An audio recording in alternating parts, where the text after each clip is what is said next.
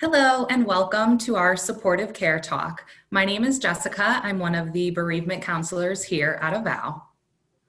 And I'm Brianna, another one of the adult bereavement counselors with Avow. And I'm Claudia. I'm another bereavement counselor, and I'm happy to be here with you guys today. Today, we wanted to give you some education, some information, and some support regarding this bereavement and grief process that you are going through. We're hoping to give you some additional information that you may not be aware of, or to further expand your awareness of what's going on right now. We wanted to begin with some basic definitions of bereavement, grief, and mourning. So bereavement is referred to the state of being deprived of someone by death and refers to being in the state of mourning or grieving. It's a broad term that encompasses the entire experience of family members and friends in the anticipation, death, and subsequent adjustment to living following the death of a loved one. Grief is considered the psychological, behavioral, social, and physical reaction to the loss of someone or something that is closely tied to a person's identity. Grief is subjective to the experience of loss. Mourning is the process by which grief is resolved. It is the societal expression of post-bereavement behavior and practices. A public process involving recognition by others, support, and social, cultural, and religious customs and rituals. The root meaning of mourning is actually remembering with care and sorrow. Thank you so much, Jess. The purpose of our talk today is kind of to define what exactly is grief. And these are awesome definitions, but we know that grief is so complex and the journey is really different for everyone. So I wanted to share some of the common side effects or manifestations of grief and how they show up for individuals. Again, this is different for everyone, so I'm just going to name a few of these side effects, knowing that there are emotional, spiritual, physical, cognitive, and behavioral changes that can take place when you've experienced loss. Oftentimes we consider the emotional reactions of sadness or maybe feeling anger or a sense of relief or guilt, but we don't talk a lot about the physical manifestations or the behavioral changes.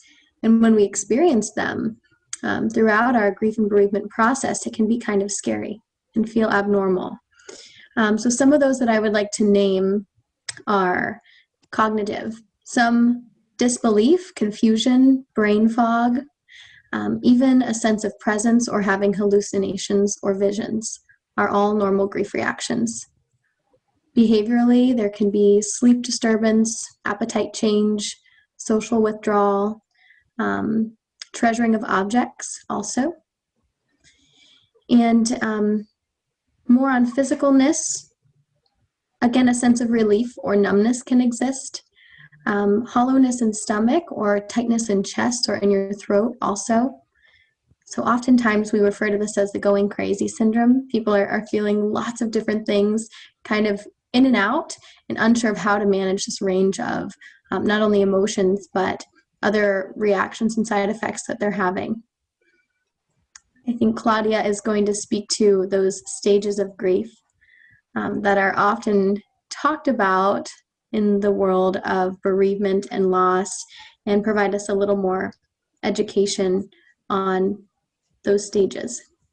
Yes, thanks, Brianna. And like Brianna was saying, there's a lot of different responses when it comes to grief, and a lot of clients describe it as a roller coaster or waves. So there's a lot of different emotions that you're going to experience.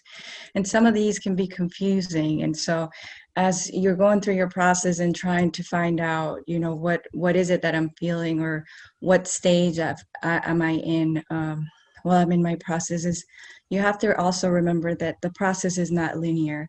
Everyone has their own different experiences and their own timeline. some of the stages of grief, or the stages of grief are denial, which help us survive the loss. You know, at the beginning, we sometimes can't believe this is happening to us. And during those first days, you have to do so many different things. You have to make phone calls, you have to make arrangements. And so you may not feel those emotions as heavy, and you may still feel at a loss. I mean, that it hasn't happened. Another one Brianna mentioned is anger. You know, most used to manage or avoid deeper feelings. Another one is bargaining.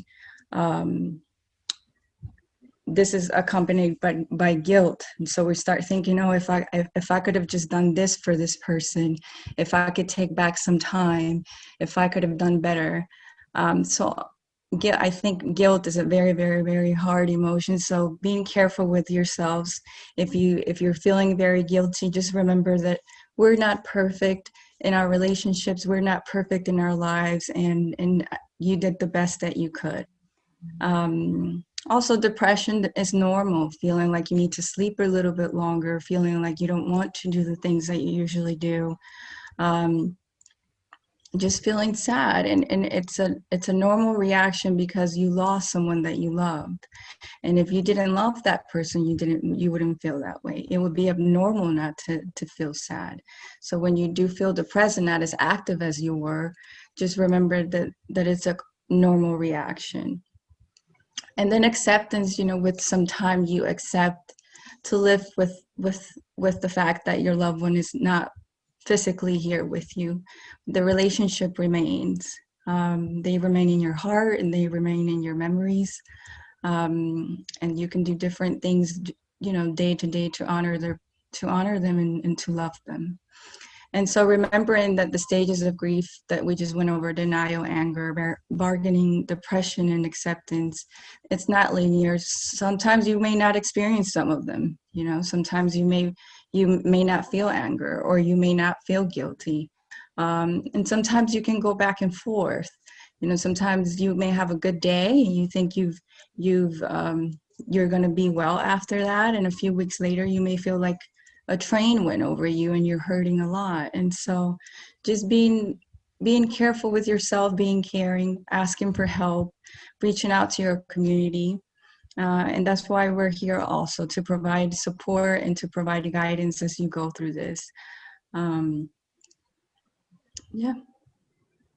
Claudia, thank you so much. It was such a good picture of the stages of grief, and something that I've heard just through experience in working with individuals and also in groups is having really high expectations for ourselves about where we should be and when. And sometimes this guideline of the 5 stages of grief can add some pressure to that process.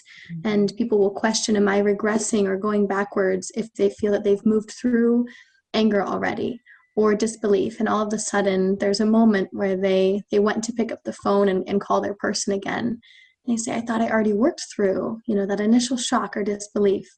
And the important thing to know is that grief is developmental and ever changing.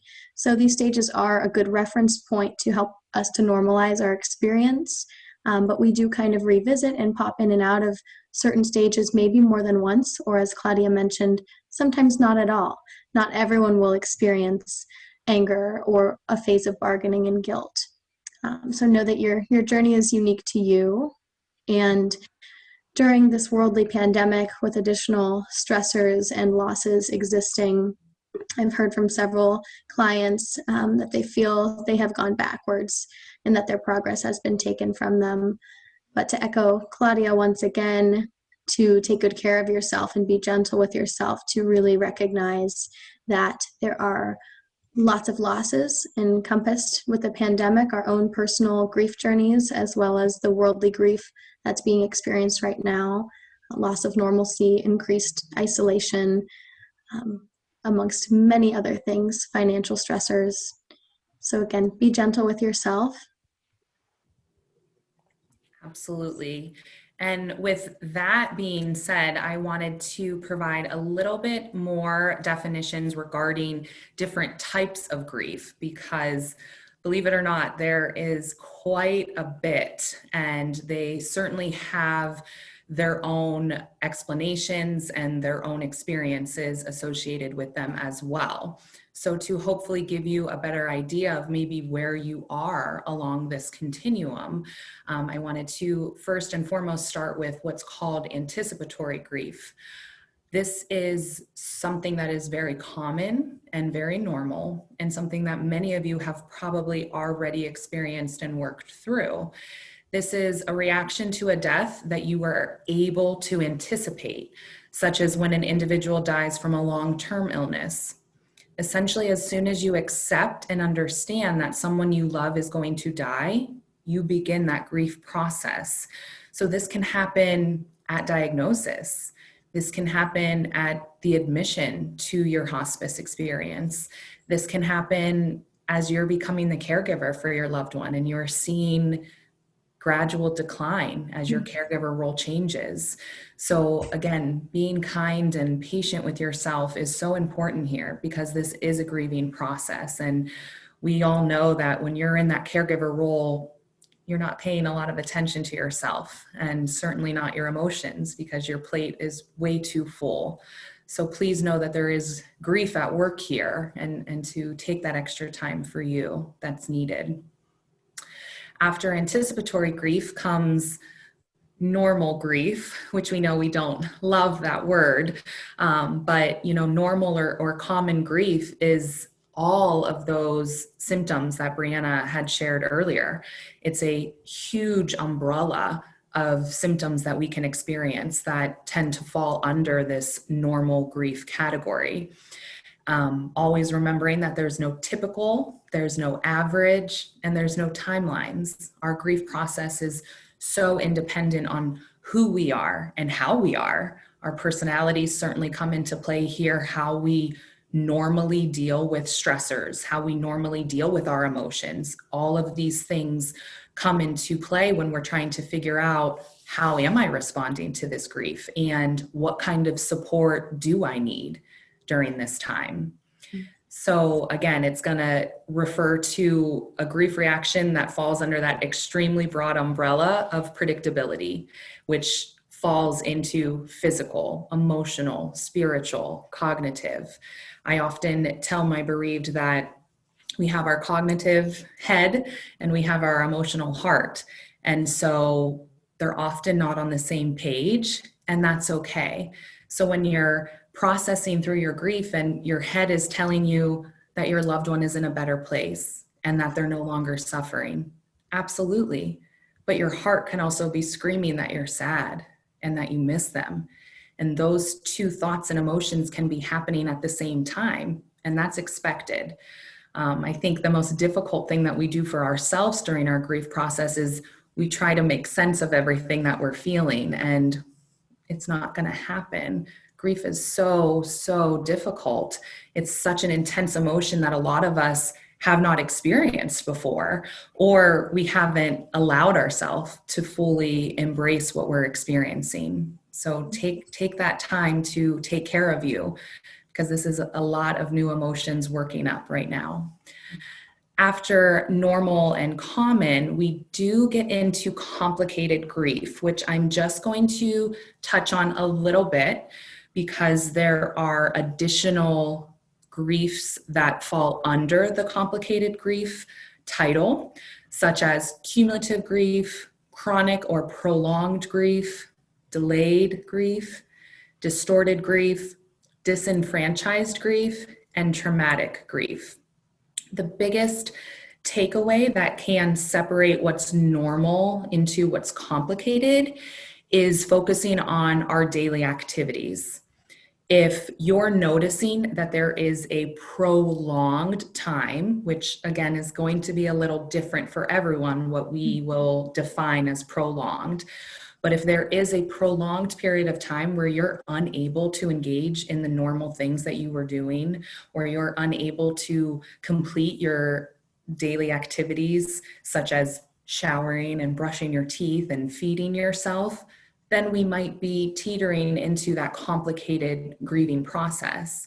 There's still absolutely support available for that as well. But a big piece of this puzzle is knowing ourselves and knowing what we can expect ourselves to do under these circumstances, so that we're aware of these red flags, if you will, that we are into this complicated grieving process and we may need to reach out for additional support. If there's anything you two wanted to add to that? Yeah, I agree with everything that Jess and Brianna are saying. I think this is a time where you have to put yourself first and be very careful with yourself and the emotions that you're feeling, with the people that are around you. If you're, having too much pressure from family members or work, expectations from others, just kind of remember that this is a time for you. It's your grieving period. And your process and whatever it is that you need to do so. Later on, when you have more availability, you can attend to the other things that you need to attend to. But during this time is about you, is about taking care of yourself, building a routine that brings you peace. A lot of the clients that I see try to still do some of the things that they were doing before, like going on walks or working on their yard, attending groups if they like to, or attending their church. So just remember that this is your time. A lot of people also tend to ask others, about their grieving process. And so comparing is kind of difficult because it may not be the same for you. Other people may move on or not move on, but start doing different things that you may not feel comfortable doing. So just being careful with that too, remembering that it's your loss, it was your relationship, and only you know how you're feeling, and you're the only one that knows what makes you feel better from time to time. So just paying attention to those things and taking care of yourself. And like Brianna was saying earlier, just watching those physical reactions too, and making sure that you're meeting those basic needs, and that you're drinking water, that you're eating, even if you don't feel like eating, that you're at least trying, because you don't want to get sick on top of going through your grief. So just taking care of your basic needs and doing things that bring you peace and are important for you. I really like how we're touching already on how to care for ourselves through this process. And I would like to close this, if there's nothing else for our team to add, requesting feedback. So this was our first supportive talk, and we wanted to provide some overview and education on the grief experience and what it may or may not look like.